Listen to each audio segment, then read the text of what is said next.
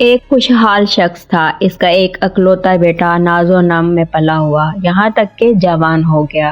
نہ کوئی ہنر، نہ کسی کام کا تجربہ، اسے ایک ہی کام آتا تھا اور وہ تھا باپ سے چھپا کر ماں کے دیے ہوئے پیسوں سے کھیل کود اور مستیاں کرنا اور سڑکوں چوراہوں پر وقت گزارنا۔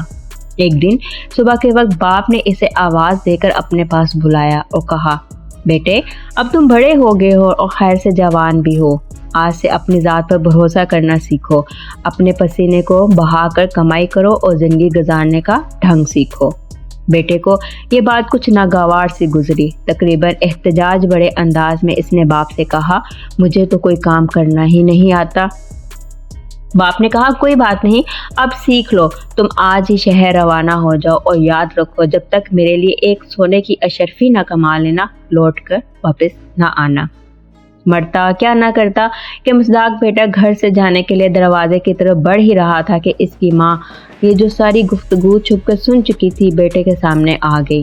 مٹھی میں چھپائی ہوئی اشرفی بیٹے کو دیتی ہوئی بولی، شہر چلے جاؤ، رات گئے لوٹ کر یہ اشرفی باپ کو لا کر دینا اور کہنا کہ میں شہر سے کما کر لایا ہوں۔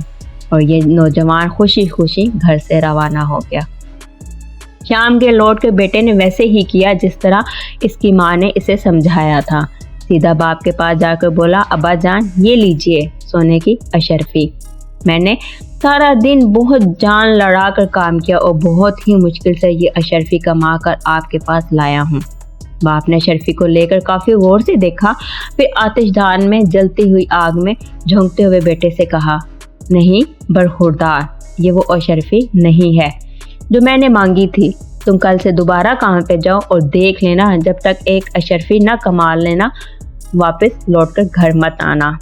بیٹا خاموشی سے باپ کی اس حرکت کو دیکھتا رہا، نہ کوئی احتجاج نہ کوئی رد عمل۔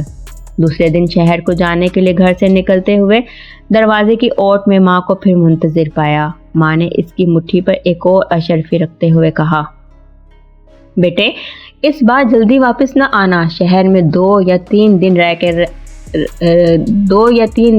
رکے رہنا اور پھر لوٹ کر باپ کو یہ اشرفی لا دینا۔ بیٹے نے شہر جا کر ماں کے کہے پہ عمل کیا۔ 3 دن کے بعد گھر لوٹ کر سیدھا باپ کے پاس گیا اور اشرفی اسے تھماتے ہوئے کہا، اے والد محترم یہ لیجئے سونے کی اشرفی، اسے کمانے کے لیے مجھے بہت کٹھن محنت کرنا پڑی۔ باپ نے اشرفی لے کے اسے کافی دیر غور سے دیکھا اور دوبارہ یہ کہتے ہوئے آگ میں پھینک دی کہ بیٹے یہ وہ اشرفی نہیں ہے جو میں چاہتا ہوں۔ کل تم پھر سے کام کے لیے جاؤ اور اس وقت تک نہ لوٹنا جب تک اشرفی نہ کما لینا۔ اس بار بھی اپنے باپ کی اس حرکت پر بیٹا بغیر کوئی ایک لفظ بولے خاموش رہا۔ تیسری مرتبہ اس بار یہ نوجوان اپنی ماں کے جاگنے سے پہلے ہی شہر کی طرف روانہ ہو گیا اور وہاں 1 مہینہ رہا۔ اور اس بار 1 مہینے کے بعد حقیقی معنوں میں محنت و مشقت سے کما کر اشرفی کو نہایت حفاظت سے مٹھی میں دبائے مسکراتے ہوئے اپنے باپ کے پاس حاضر ہوا۔ اشرفی باپ کی طرف بڑھاتے ہوئے بولا، اے والد محترم میں قسم کھا کے کہتا ہوں کہ اس بار یہ اشرفی میرے پسینے کی کمائی ہے، یقین کیجئے اسے کمانے کے لیے مجھے بہت محنت کرنا پڑی۔ سونے کی اشرفی کو ہاتھ میں لے کر باپ کافی غور سے دیکھتا رہا۔ اس سے پہلے کہ اس کا باپ اشرفی کو آگ میں ڈالنے کے لیے ہاتھ بڑھاتا، نوجوان نے آگے بڑھ کر باپ کا ہاتھ تھام لیا۔ اس بار باپ ہنس دیا اور بڑھ کر بیٹے کو گلے لگاتے ہوئے کہا، اب بنے ہو جوان تم، بے شک یہ اشرفی تیری محنت اور پسینے کی کمائی ہے، کیونکہ اسے ضائع ہونا تجھ سے نہیں دیکھا گیا، جبکہ اس سے پہلے میں 2 بار اشرفیاں آگ میں پھینک چکا ہوں مگر تجھے کوئی افسوس نہیں ہوا تھا۔ سچ ہے کہ بغیر محنت کے آنے والا مال جاتا بھی تو اسی آسانی سے ہے اور اس کے جانے کا وہ دکھ نہیں ہوتا جو کمائی محنت کے کیے جانے پر ہوتا ہے۔ بے شک سب سے بہترین کمائی محنت اور حلال کی کمائی ہے۔